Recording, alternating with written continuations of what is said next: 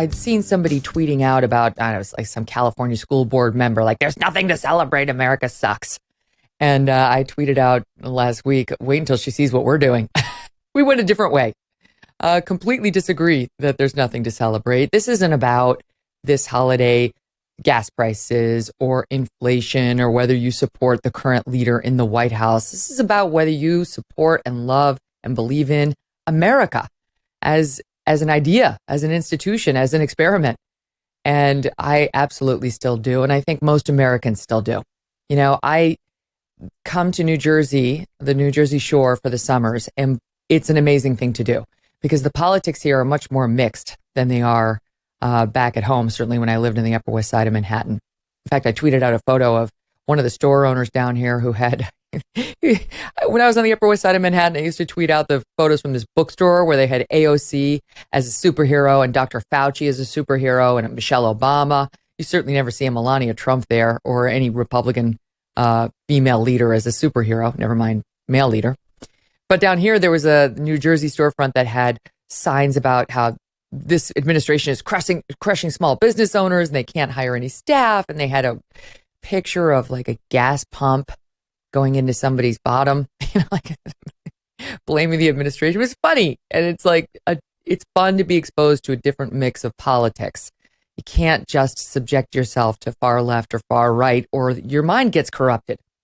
Anyway, we celebrated the 4th and we got into it. We hired this group, which I highly recommend and love. I paid full price, that they're not paying me for this endorsement. They're the New York Bells, and they're an a cappella group. I had them sing a couple Christmases ago for a party that I had, and brought them here to New Jersey to sing some patriotic songs from Yankee Doodle Dandy to the national anthem. Here's just a bit of how they sounded.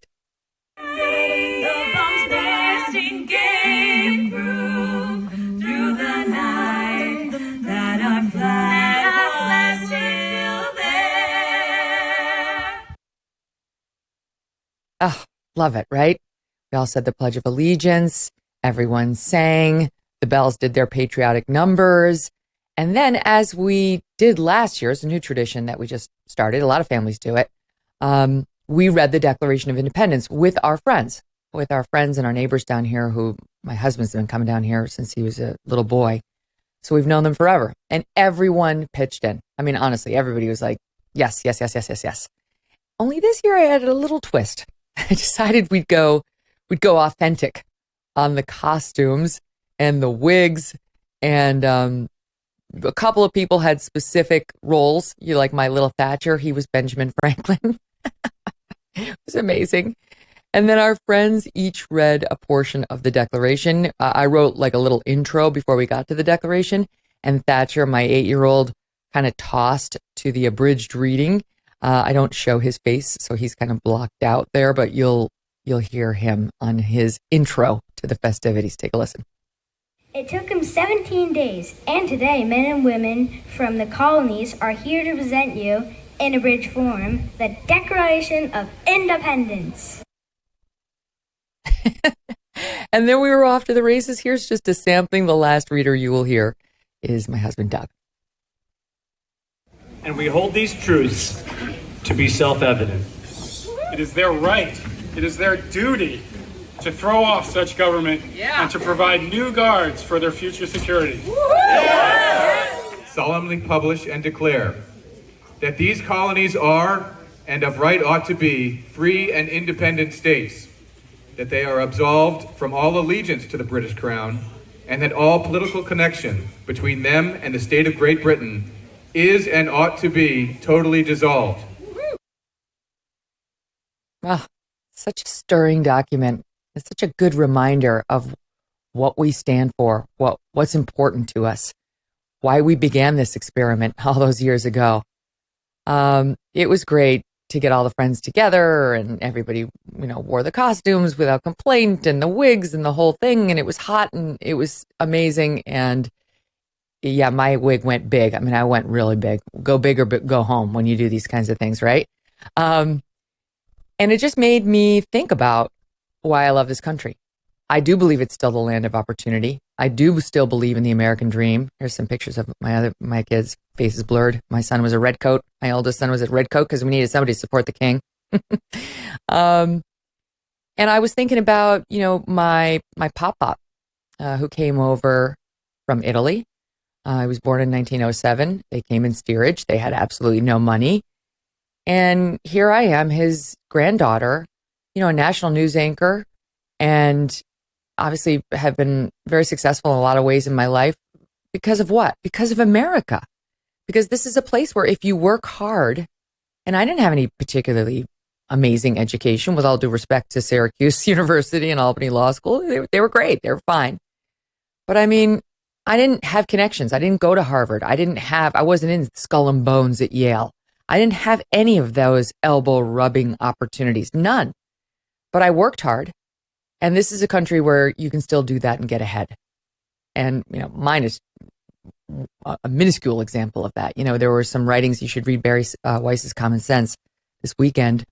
There was somebody who immigrated from North Korea, escaped from North Korea to South Korea, and was writing about what an honor it was when she read the Constitution, how excited she got reading the U.S. Constitution, and how when she became a U.S. citizen, the first thing she did was go out for a steak because she remembered somebody in North Korea who had been killed.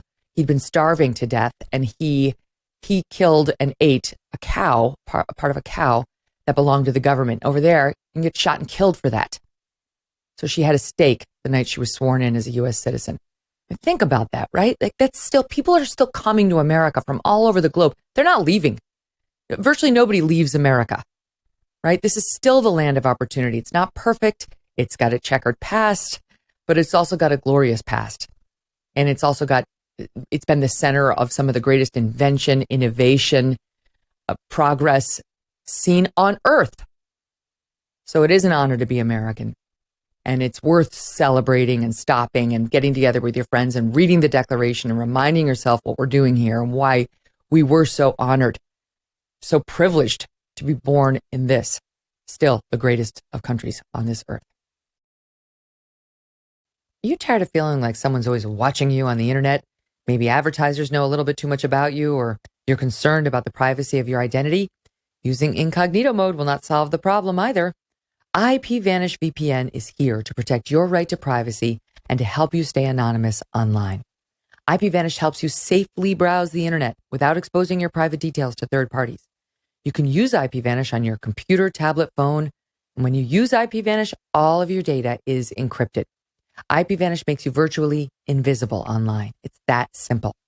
IPVanish is offering an incredible 70% off, 70 off their yearly plan for our listeners with a 30-day money-back guarantee. That's like getting 9 months for free. IPVanish is super easy to use. All you have to do is tap one button and you are instantly protected. Take your privacy back today with a brand rated 4.6 out of 5 on Trustpilot. Go to ipvanish.com/Megyn and use that promo code MEGYN to claim your 70% savings. That's ipvanish.com/Megyn. Hey, thanks so much for watching. If you like what you just saw, hit the subscribe button for more clips and full episodes.